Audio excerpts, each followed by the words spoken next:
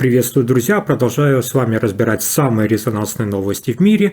Трамп позвонит Путину и при каких условиях Украина готова к ослаблению санкций против России. Начну с первой важной новости. Президент США Дональд Трамп заявил о своем намерении провести переговоры с российским президентом Владимиром Путиным во вторник, 18 марта. По словам американского лидера, главной целью этой беседы станет обсуждение вопроса о прекращении войны, развязанной Россией против Украины.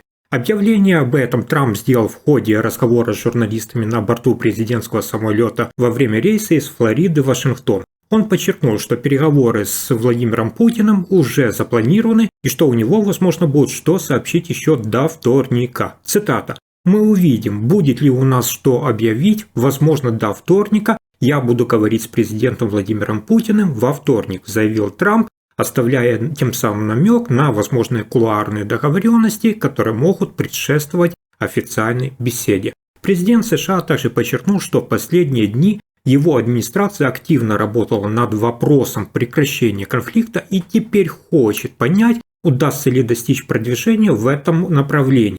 Цитата. «За выходные было сделано много работы, сейчас американская сторона хочет увидеть, сможем ли мы положить конец этой войне», отметил Трамп. Однако никаких конкретных деталей о предпринятых шагах он не раскрыл. При этом Трамп обозначил основные темы предстоящей беседы. По его словам, в разговоре с Путиным будет затронут вопрос территориального урегулирования, а также обсудят электростанции. Цитата. «Мы будем говорить о земле, мы будем говорить об электростанциях», подчеркнул президент США. И здесь интересно, что Трамп не стал уточнять, о каких именно территориях идет речь. Означает ли это обсуждение будущего временно оккупированных российскими захватчиками украинских земель, или же речь может идти о прилегающих районах Российской Федерации, таких как Курская область? Этот вопрос остается открытым. Помимо этого, Трамп также упомянул распределение определенных активов. Однако, как и в случае с территориями, конкретики в его словах не прозвучало, поэтому это может быть какие-то экономические договоренности, которые могут стать частью сделки между Вашингтоном и Москвой. Или же может речь идти о каких-то гарантиях безопасности. Пока что Трамп предпочитает держать детали в секрете. А я хочу напомнить, что совсем недавно в Саудовской Аравии состоялась важная встреча между делегациями Украины и Соединенных Штатов Америки. В ходе данных переговоров американская сторона предложила ввести всеобъемлющее перемирие с Россией на 30 дней. Здесь идея заключается в том, чтобы дать сторонам время на дипломатическое урегулирование конфликта и предотвращение дальнейшей эскалации. Украина, в принципе, согласилась с данным предложением, однако тут же предупредила, что Россия может использовать это перемирие в своих интересах и нарушать режим тишины. В Киеве также подчеркнули, что такие инициативы уже предпринимались ранее, но Москва неоднократно демонстрировала, что ей нельзя доверять. Для обсуждения этого предложения на прошлой неделе в Москву прибыл специальный представитель президента США Стив Витков. Он провел несколько встреч с российскими чиновниками, однако окончательного решения от Путина так и не добился. Кремль взял, скажем так, паузу, а сам Путин ограничился обтекаемыми формулировками, дав тем самым понять, что не торопится с ответом.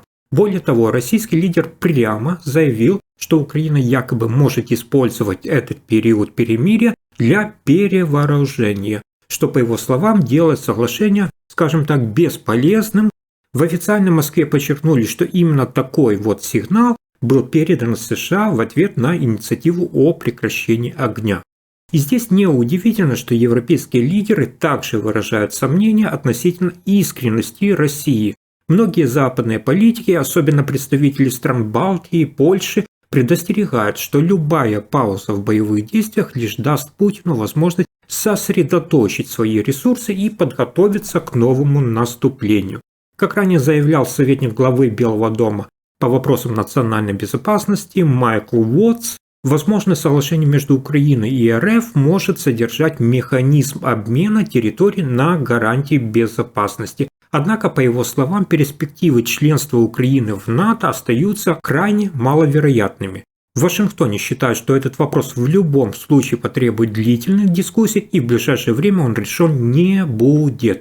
Добавлю также, что по мнению экспертов Американского института изучения войны, Путин не откажется от дальнейших попыток оккупировать Украину, даже если временно согласится на прекращение огня. Аналитики уверены, что для Кремля война остается ключевым инструментом давления на Запад, и Москва будет продолжать использовать ее, пока не добьется своих целей. И, наконец, важное дополнение. В воскресенье спецпосланник президента США Уитков подтвердил, что разговор между Дональдом Трампом и российским лидером Владимиром Путиным ожидается уже на этой неделе. Этот контакт может стать, как вы понимаете, определяющим для дальнейшего развития ситуации, поскольку Трамп, судя по всему, собирается сыграть активную роль в поиске компромиссов. Какой будет реакция Владимира Путина и чего ждать от этих переговоров, станет ясно буквально вот на днях. И теперь я перейду ко второй важной новости. Украина готова рассмотреть возможность ослабления санкций против России, если это действительно поспособствует достижению справедливости и безопасности для украинцев в рамках мирного соглашения. Об этом заявил Владислав Лосюк, это уполномоченный президента Украины по вопросам санкционной политики. По словам Власюка, экономические ограничения, которые введены против России, не просто мера наказания. Они должны выполнять конкретную задачу, то есть вынудить Москву прекратить агрессию и сесть за стол переговоров. Цитата. Эти санкции не просто наказания, они должны стать рычагом для достижения прочного мира, подчеркнул он, акцентируя тем самым внимание на том, что давление на экономику Российской Федерации должно быть необратимым и систематичным. Власюк также отметил, что возможное возвращение к деловым отношениям с Россией будет зависеть только от конкретных условий. Если, например, Москва сделает реальные шаги к прекращению войны, а не очередные заявления, Украина рассмотрит изменения санкционной политики. Однако ключевым моментом остается создание таких условий, при которых Россия ощутит настоящую экономическую боль и будет вынуждена согласиться на переговоры. Это особенно актуально на фоне резко ухудшающейся экономической ситуации в России. Санкции, которые были введены США, ЕС и другими союзниками Украины, уже серьезно ударили по российской экономике. Потери энергетических доходов, дефицит бюджета, проблемы с поставками критически важных технологий – все это давит на Кремль. И именно поэтому, по мнению Власюка, санкции должны оставаться эффективным инструментом давления, пока не будут достигнуты приемлемые условия для Украины. При этом украинская сторона не собирается останавливаться только на санкциях. Власюк также подчеркнул, что Киев стремится добиться не только окончания войны, но и справедливости для украинцев. Он напомнил, что сотни тысяч украинских семей потеряли свои дома. Тысячи людей стали жертвами российской агрессии, а экономические потери страны исчисляются сотнями миллиардов долларов. Цитата. «Украина стремится получить компенсацию за страдания, которые пережили наши граждане», заявил Власюк, добавив, что этот вопрос будет стоять в числе приоритетных на любых возможных переговорах. Таким образом, позиция Украины в этом вопросе совпадает с заявлениями президента США Дональда Трампа, который четко дал понять, что готов положить конец войне, если Москва сядет за стол переговоров. Однако важная деталь в позиции Трампа заключается в том, что он условно связывает прекращение американской помощи Украине с готовностью России к конструктивному диалогу. Такой выход вызывает обсуждение как внутри Соединенных Штатов Америки, так и среди международных партнеров. В то же время президент Украины Владимир Зеленский настаивает на необходимости применения еще более жестких экономических мер, чтобы принудить Россию к миру. По его мнению, только расширение санкционного давления и дальнейшая международная изоляция Кремля могут заставить российское руководство отказаться от агрессивных планов. Международные партнеры, в частности европейские государства, также продолжают обсуждать будущие экономические отношения с Москвой после окончания войны. Вопрос сложный, так как многие западные компании потеряли многомиллиардные инвестиции в России, а энергетический кризис в Европе, вызванный отказом от российских энергоносителей, до сих пор оказывает влияние на экономику Запада. Генеральный секретарь НАТО Марк Рютте подтвердил, что восстановление сотрудничества с Россией может стать реальностью, но только после полного прекращения боевых действий и при соблюдении определенных условий. Однако, по мнению ряда экспертов, даже если Москва все-таки согласится на мир, западные санкции не будут сняты моментально.